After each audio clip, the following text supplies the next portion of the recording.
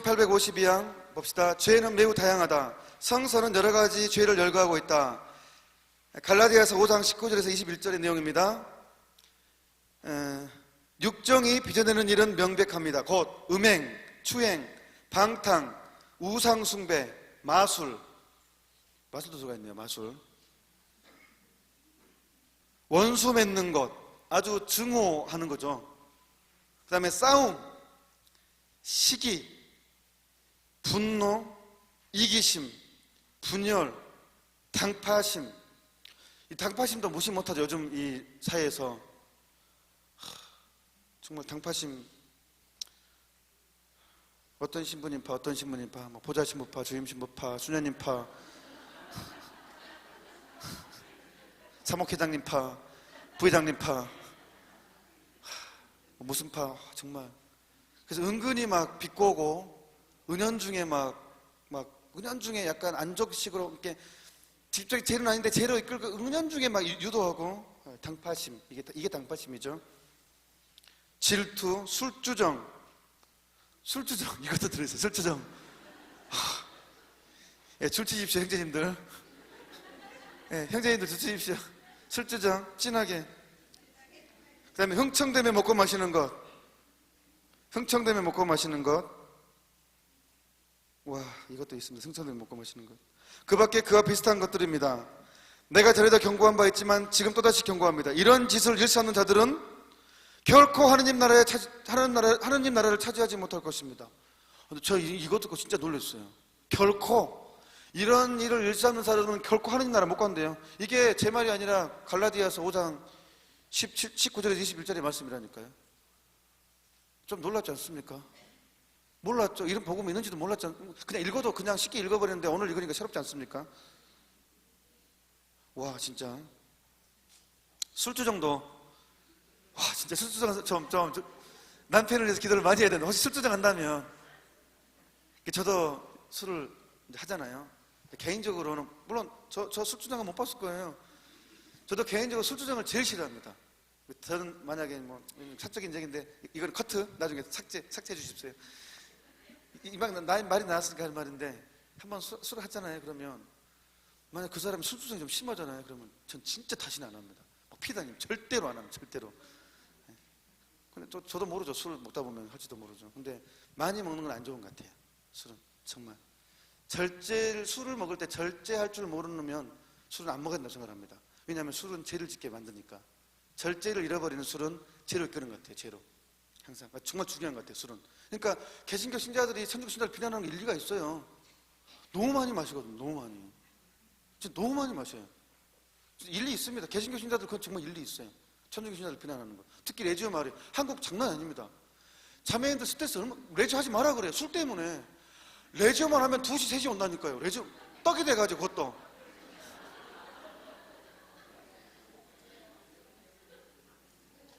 미국은 이해가 안 되죠. 여기는 한국은 진짜 그런다. 그게 많다니까요. 그래서 정말 심각합니다. 한국은. 다 그런 건 아닌데. 그건 단장이 제일 중요합니다. 단장이 술 좋아하는 사람은 다 좋아하게 돼요. 나중 다.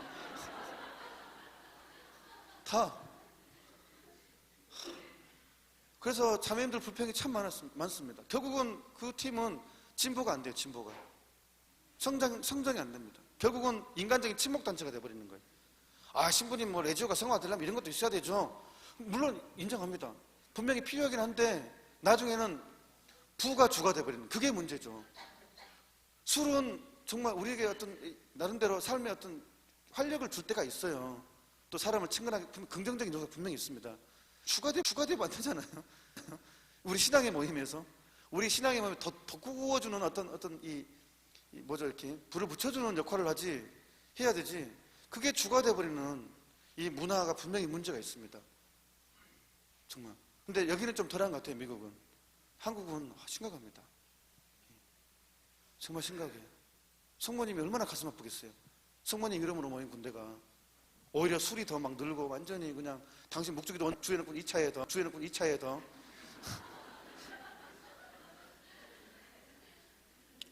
그러니까 근데 분명히 갈라디아서는 우리가 이것을 어떻게 이해해야 되겠어요? 우리 일위할 때 해석해야 될까요? 있는 그대로 성서는 해석해야죠. 분명히 갈라디아서 5장 몇 장입니까? 5장 19절에는 이런 짓을 일삼는 자들은 결코 하나님 나라를 차지하지 못한다고 나왔잖아요. 결코 예. 하나님 나라 차지할 수 없다고. 술주정까지 포함됐잖아요. 진짜 우리 천주교 신자 여러분들, 형제님들, 특히 우리 술문화 103일 성당에서부터 좀 잘 잡아나가도록 했으면 좋겠습니다. 예. 예. 1854만 다른 모든 인간 행위와 마찬가지로 죄도 그 대상이나 과도함이나 부족함을 통해서 그 악과 대립되는 덕에 따라서 죄가 위반하는 계명에 따라서 구분될 수 있다. 죄가 하느님께 관련된 것인지 아니면 이웃이나 자기 자신에 관련된 것인지에 따라 분류할 수도 있고 정신적인 것과 육체적인 것으로 나눌 수도 있으며 또는 생각이나 말이나 행실이나 고람으로 짓는 죄로 구분할 수도 있다. 주님의 가르침에 따르면 죄의 뿌리는 인간의 마음속에 그의 자유의지에 있는 것이다. 마음속에서 나오는 것은 살인, 간음, 음란, 도둑질, 거짓 증언, 모독과 같은 여러 가지 악한 생각들이다. 이러한 것들이 사람을 더럽히는 것이다. 선하고 깨끗한 행동의 근원인 사랑도 마음속에 있는데 이것은 죄가 해친다 그랬어요. 일단 죄도 역시 경중이 있다는 거예요. 상황. 그래서 신자들이 저한테 성사를 보잖아요. 그러면 조건을 봅니다. 보통 이제 중대한 문제는 어떤 형태, 어떤 상황에서, 어떠한 상태에서, 어떠한 조건에서, 어떤 지금 수준에서 그 사람이 살아온 환경, 여러 가지를 보게 됩니다.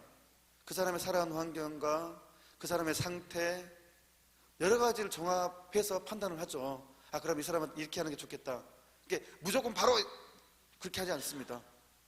이것은 뭐 일개명 지었으니까 문제. 그거 않고 그 사람이 어떤 처지에서 어떤 교육을 받아왔고 정말 우리는 어렸을 때 부모로 받은 상처 있을 수도 있고 친척으로부터 받은 상처일 수도 있고 이웃 사람한테 받은 상처일 수 있고 그런 상처가 깊은 사람들은 또 죄에 노출되기 쉽죠. 여러 가지를 봐서 판단을 하긴 하는데 어쨌든 간에 마음속에 나오는 죄를 열거했습니다. 죄에는 대죄와 소죄가 있습니다. 죄의 경중이 있다는 건데 죽을 죄와 소죄라고 표현합니다. 교리서는요. 1854항 죄는 그 경중에 따라 평가해야 한다. 이미 성서에서 찾아볼 수 있는 죽을 죄와 소죄의 구별이 교회의 전승 안에도 인정되었고 사람들의 경험도 이를 확증한다. 죽을 죄는 하느님의 법을 크게 여기어 인간의 마음에 있는 사랑을 파괴한다. 죽을 죄는 인간이 하느님보다 못한 것을 하느님보다 낮게 여기게 함으로써 그의 최종 목적이며 그의 참 행복이신 하느님께 등을 돌리게 한다. 소죄는 사랑을 어기고 해치기는 하지만 사랑을 사라지게 하지는 않는다. 1856항 죽을 때는 우리 안에서 생명의 원리인 사랑을 해치는 만큼 자비로우신 하느님의 자발적이고 새로운 활동과 인간 마음의 회개가 필요하다. 이 회개는 보통 하회성사 범전에 생겨진다. 즉 거해성사 안에서 죽을 죄가 해소된다는 거예요. 거해성사 안에서. 소죄는 미사 안에서도 해결된다고 그랬고요. 하지만 거해성사 안에서 소죄까지 고백하는 게 굉장히 중요하다고 또 나옵니다. 죽을 죄가 1857항 어떤 죄가 죽을 죄가 되려면 세 가지 조건이 충족되어야 한다. 중대한 문제를 대상으로 하고 완전히 의식하면서 고의로 저지른 모든 죄는 죽을 죄이다 그랬어요. 그러면 제가 모르고 지었는데요. 이것은 따져봐야 됩니다. 만약 제가 운전하면서 경찰에 잡혔어요. 둘이 두 줄 있는데 그냥 두 줄이 있으면 회전을 해야 됩니까? 안 해야 됩니까? 좌회전 하면 안 되죠? 두 줄 있으면. 근데 해버렸어요. 경찰에 잡혔어요. 경찰이 와가지고 당신 두 줄 위반했다고. 그러니까 저 몰랐습니다. 그러면 봐줍니까? 그때는 몰라도 책임이야 그것은. 그러니까 딱지 끊죠. 그러니까 몰라서도 마땅히 알아야 될 것을 몰랐느냐, 진짜 모를 수밖에 없었느냐, 이거 중요하죠. 우리가 일반적인 신자라면 마땅히 알아야 될 걸 몰랐다고 하면 나중에 핑계가 안 된다는 거예요. 그러니까 그 핑계로 도망갈 수 없다는 겁니다. 나중에 읽어보시고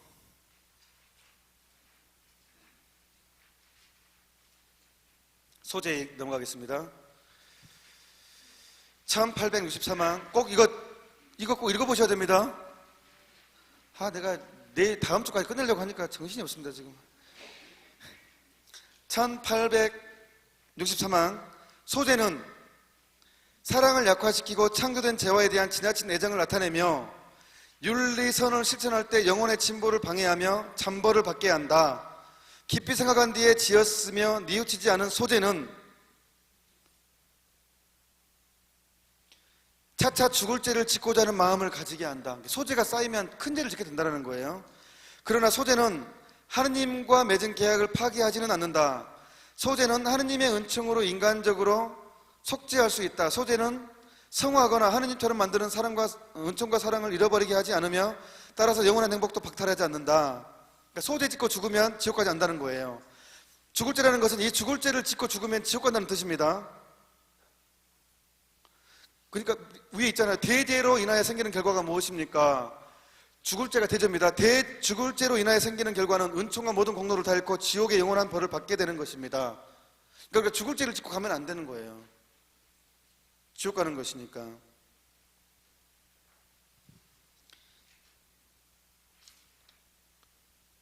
중대한 문제란 그럼 죽을 죄가 뭡니까? 1858항 나오죠. 161조. 할 수 없이 시간 지나도 이거는 해줘야 되겠네요. 1858항 중대한 문제란 부자 청년에게 하신 예수님의 대답에 따라 십계명 안에 구체화되어 있다. 살인하지 말라, 가늠하지 말라, 도둑질하지 말라, 거짓 증언하지 마라, 남을 속이지 말라, 부모를 공경하여라. 죄는 무겁거나 가벼울 수도 있다. 살인은 도둑질보다 더 무겁다. 침해를 당하는 사람들의 신분도 문제가 된다. 부모에게 행한 폭력은 그 자체로 다른 사람에게 행한 폭력보다 더 무겁다. 그러니까 이제 물론 부모를 공경 안 해서 나 죽을 때 지은 거예요. 그런 뜻이 아니에요. 뭐 우리가 성사 볼 때 저 부모 공경하지 않았습니다. 이 고백하잖아요. 그거는 사제가 판단합니다. 사제가 이거는 큰 죄다. 그러니까 너무 그냥 자세히 얘기하면 돼요. 그리고 이게 소죄입니까 대죄입니까는 고생할 때 물어보면 돼요. 그럼 이거는 좀 중대한 것 같다고. 이거는 대죄는 아니라고 분별을 해주거든요. 근데 뭐 부모 저는 저희 어머니한테 전화를 요즘 잘 못 드렸어요. 저희 한국에 계신 어머니한테. 이거는 좀 마음에 걸리잖아요. 이거는 뭐 대죄라고 말할 수 없잖아요. 부모를 공경하지 안 했지만 그렇죠. 근데 막 부모에게 폭력을 행사했다. 이건 문제가 좀 되죠. 정말 이건 큰 문제가 되는 거죠. 인간은 162쪽 제일 밑에 같이 한번 읽어봅시다. 인간은 육체 안에 존재하는 한 모든 죄를 적어도 모든 가벼운 죄를 피할 수는 없습니다. 그러나 우리가 가볍다고 말하는 죄를 대수롭지 않은 것으로 생각하지 말기 바랍니다. 당신이 그 무게를 다할 때에는 대수롭지 않다고 생각하더라도 그 수를 셀 때에는 두려움에 떨어야 합니다. 가벼운 물건이 많이 모이면 큰 덩어리가 되고 물방울이 많이 모이면 강을 채우고 나달이 많이 모이면 산더미가 됩니다. 그때 우리의 희망은 어떤 것입니까? 그것은 무엇보다도 고백인 것입니다. 여기서 고아시다 또 강조하잖아요.